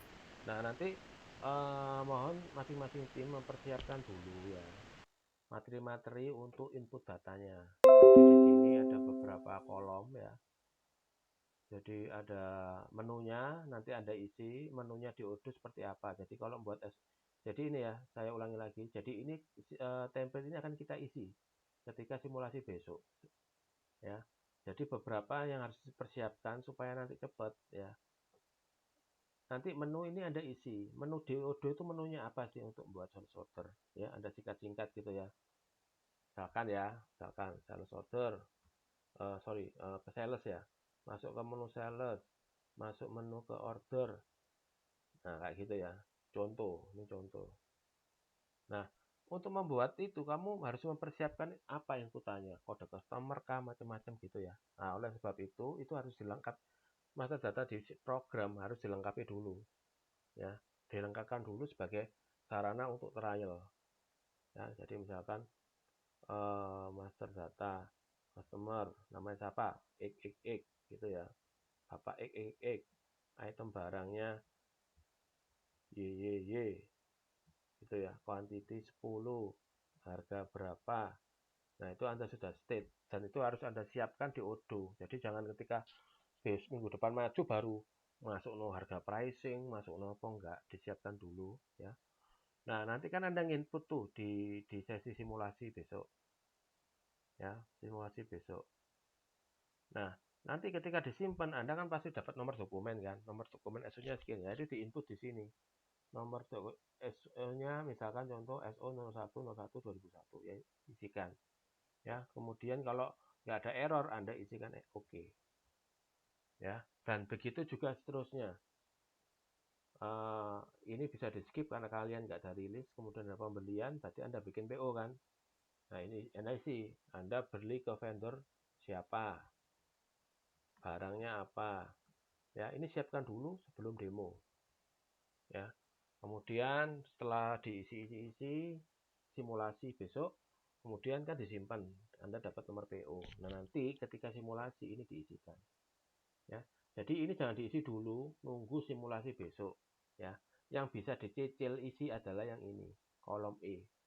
Ya, yang dicicil adalah kolom E diisi sambil, yang ini ya, kolom D dan E bisa dicicil. Ya, dilengkapi dulu. Ya, khusus kolom E, di Odoo-nya juga siapin master datanya dulu. Jangan sampai nggak ada. Ya, jadi ketika minggu depan kita maju satu-satu per kelompok untuk dapat nilai, pengisian ini harus agak lebih cepat ya. Nanti ketika urutan nomor, ketika bikin ini dapat nomor dokumen diisi, terus rekan-rekan bikin PO diisi di sini, kemudian bikin penerimaan terhadap PO ini, nomor dokumennya diisi sini. Jadi ini urutan semua ya. Jadi skenarionya dari awal sampai akhir ya, referensinya itu dari transaksi sebelumnya. Kemudian input hasil produksi, simpan, dapat nomor dokumen, masukkan sini ya. Kemudian bikin surat jalan juga sama ya, menunya apa, kemudian menunya apa ditulis ini, kemudian hasil surat jalannya disimpan, masuk sini, hasilnya apa. Terus kemudian membuat invoice dari referensi nomor surat jalan sebelumnya ya, Anda isi nomor invoice-nya oke atau enggak. Nah, ya. Untuk kolom yang B ini Anda bisa sesuaikan dengan Odoo Anda ya. Jadi intinya kayak yang gini-gini boleh dibuang kalau nggak ada. Ya, rilis SO ya, ini boleh dibuang. Ya, tapi kalau ada Anda harus lakukan. Ya, sampai apa? Sampai lunas, sampai penerimaan. Misalkan ini nggak ada, ini Anda boleh buang. Ya, jadi intinya tapi jangan dibuang semua ya. Intinya saya simulasi ini ngetes meliputi apa aja ini. Ada sales order, ada pembelian, ada produksi, ada distribusi, billing, sampai pelunasan. Ya, nanti kalau ini sudah selesai, nanti masing-masing anggota tim akan mengisi ini dengan tanggalnya bahwa ini sudah approve, ini sudah oke semua. Seperti itu. Oke, ada pertanyaan dari ini, dari dokumen UID besok minggu depan.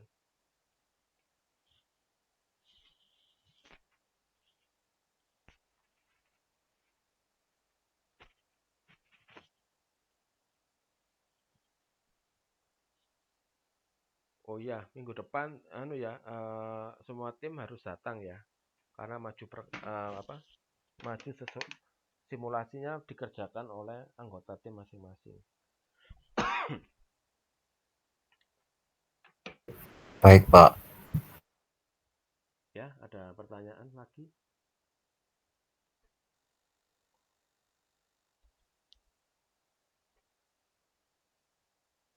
Oke, saya stop dulu. secara materi minggu ini seperti itu ya, sudah sampaikan untuk workshopnya, berarti sampai report. Jadi minggu depan waktunya udah habis, kita tinggal ini ya, tinggal maju untuk UAT, kemudian minggu depannya sudah demo UAS ya, sedangkan kondisi database tadi masih banyak yang kosong ya. Oke.